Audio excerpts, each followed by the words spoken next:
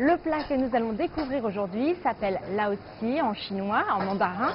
Ça se dit lo hei en cantonais et c'est le chef Dikito qui va nous l'enseigner. Dikito, vous êtes un chef venu de la région de Canton. Est-ce que vous pouvez m'expliquer ce que c'est que ce plat?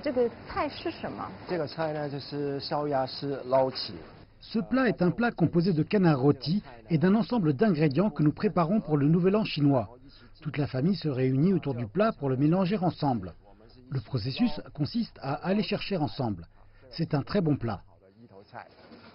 Donc voilà, on va lao, c'est-à-dire on va tout mettre ensemble pour faire cette préparation.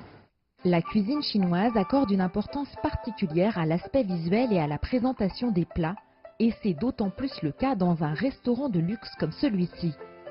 Ici, le chef Yen Fang dépose des bâtonnets de fruits frais, formant un triangle dans l'assiette. Kaki, ananas, fruits du dragon. Il ajoute au centre les lamelles de canard, puis deux sortes de filaments de viande séchée, l'une de poulet, l'autre de poisson. Il ne reste plus qu'à ajouter le mélange de gingembre confit et d'ail mariné qui relèvera le tout. Donc maintenant c'est à mon tour pour le dernier petit mélange. Je vais l'ajouter avec le reste sur l'assiette.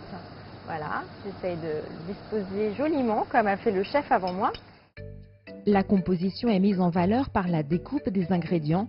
C'est l'une des caractéristiques de la cuisine chinoise. Tout est découpé avec soin en cuisine et l'on n'a plus qu'à attraper avec les baguettes au moment de déguster. Quelques graines de sésame noir et blanc sont ensuite saupoudrées sur la peau de canard. Et pour finir en beauté, une feuille de coriandre fraîche que l'on pose délicatement au sommet. Une fois le plat préparé, Dikito m'invite à passer dans la pièce consacrée à la dégustation attenante à la cuisine. La table des chefs, c'est son nom, offre aux gastronomes une expérience unique. C'est un salon privé avec une vue sur les coulisses du restaurant, réservé à quelques privilégiés. Alors on va bientôt passer à la dégustation, mais avant ça, je crois qu'il y a une tradition à respecter avec ce plat. Pour le Nouvel An, on va la découvrir tout de suite. Le lao ti est un plat de fête. Après avoir versé la sauce, tous les convives saisissent leurs baguettes et essaient de faire monter les ingrédients le plus haut possible tout en les mélangeant ensemble. Pour rendre ce moment encore plus joyeux, ils déclament ensemble Iti lao ti, qui signifie mélangeons ensemble. Chef, c'est un plat que vous connaissez depuis votre enfance. Est-ce que vous pouvez me raconter un petit peu l'histoire de ce plat et c'est un plat aussi que vous avez fait très souvent dans votre carrière. Vous pouvez m'en dire un peu plus?